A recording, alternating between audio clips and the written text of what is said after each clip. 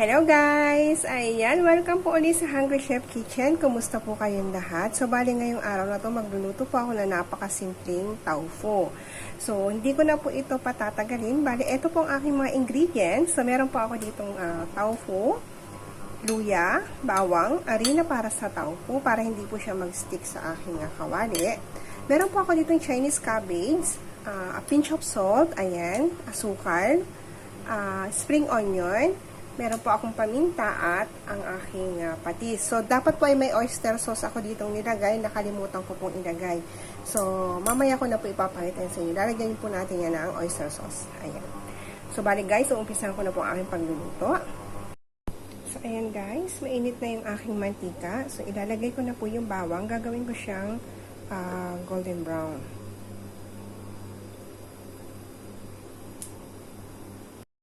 Guys, okay na yung aking bawang. So, i-set aside ko po muna to at ipiprito ko ng aking tokwa.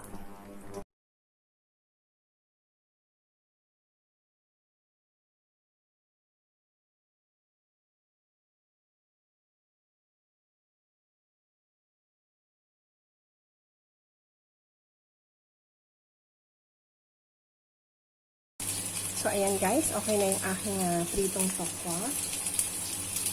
So, tatanggalin na natin sa kawali.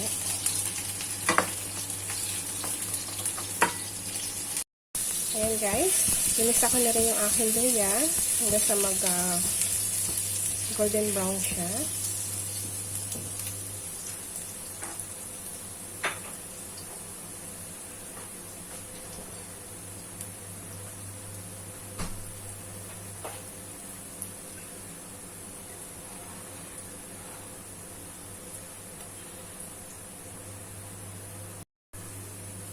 Ilagay ko na rin aking oyster sauce, asin, asukal, paminta,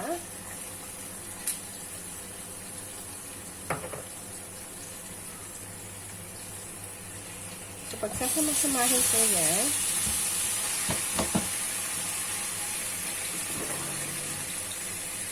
ilagyan ko siya ng tubig.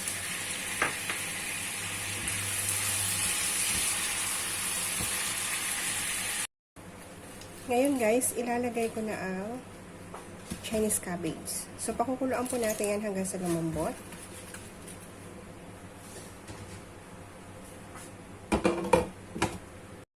So, ayan guys, luto na yung aking gulay.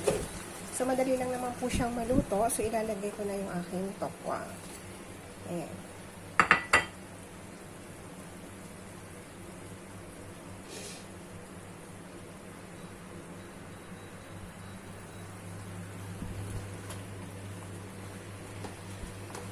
So, napakadali lang po nito lutuin.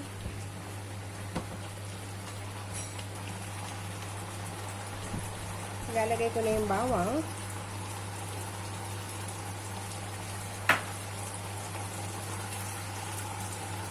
So, ayan guys, okay na. So, ayan guys, ito na po ang aking tofu. So, ayan, napakasimple lang nito guys. At napakasustansya po. Kung wala po kayong ganitong klaseng gulay, so pwede nyo na rin pong gamitin ang pechay or kangkong. Pwede po to. So, ayan. So, heto na guys, ang aking tofu. Ayan, ready na po. Kayang-kaya nyo po yung gawin guys. So, napaka-healthy na at napaka-mura pa po. Guys, thank you po sa love at support na binibigay nyo po sa akin. Maraming salamat po sa inyong lahat.